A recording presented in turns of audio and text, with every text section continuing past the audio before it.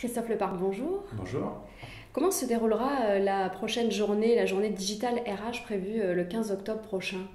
Alors le 15 octobre, on va traiter de ce sujet qui est de comment le digital influe sur la fonction RH, donc en termes d'outils et puis en termes d'organisation et de méthodes de management. Voilà, comment cette digitalisation amène le DRH à sensibiliser ses collaborateurs et à organiser différemment le travail de demain. Est-ce qu'il s'agit d'un événement qui sera réservé uniquement à vos membres? Pas du tout, hein. Tous les événements du club des DRH sont ouverts et donc voilà, l'ensemble des participants, enfin tout le monde peut participer à cet événement. Quels autres événements sont prévus au deuxième semestre 2013? Alors on en a plein, on en a des sérieux, notamment le 1er octobre avec Barthélémy, notre partenaire, sur l'actualité juridique et sociale du DRH.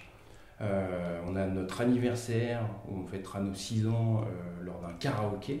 On va faire chanter nos DRH. Et après digital, on a un événement dédié à la stratégie, à la GPEC, qui déroulera le 12 décembre.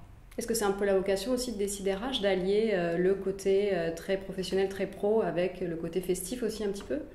Tout à fait, hein, dans l'esprit du slogan du club qui fédère vraiment ses adhérents, les RH c'est un sujet beaucoup trop sérieux pour être confié à des gens tristes. Et donc voilà, notamment lors des soirées, nous sommes amenés à organiser ces événements un peu atypiques où on dresse des métaphores entre un sujet RH et un sujet qui n'a rien à voir. L'idée étant que les décideurs de la fonction RH en sortent avec voilà, des idées, du sujet non RH qu'ils peuvent intégrer dans leur fonction. C'est un club qui a 6 années d'existence. Est-ce qu'on peut en tirer un bilan déjà?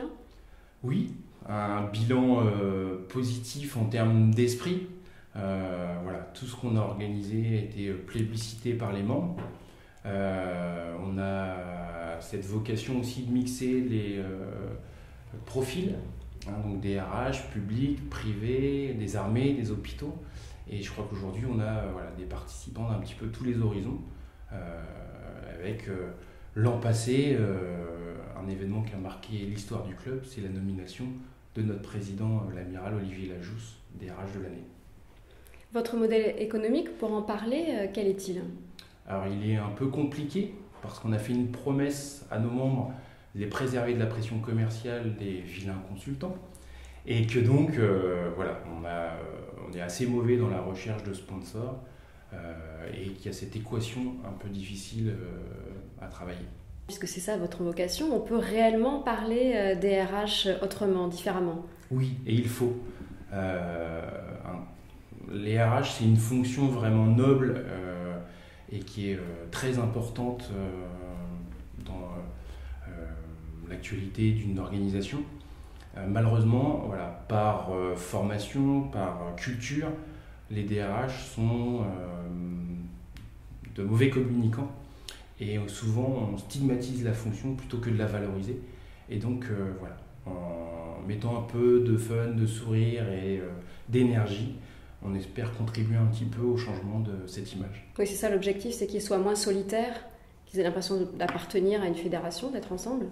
Ça parce que voilà, ça fait du bien de trouver des homologues qui ont pu avoir des réponses sur certains sujets. Et puis aussi faire en sorte qu'ils gardent la motivation parce que il y a du bien-être au travail, il n'y a pas que les risques psychosociaux, il y a des bons recrutements, il y a des RH qui savent motiver, etc., etc. Pour parler de vos projets pour 2014, quels sont-ils? Alors justement, une université, hein, la 7e, qui se déroulera à Lyon sur le thème de l'intrapreneuriat. Comment les DRH et les organisations peuvent faire en sorte que les salariés soient plus moteurs et entrepreneurs dans leur carrière, dans leurs projets, etc. Merci Christophe Leparc. Merci à vous et à bientôt.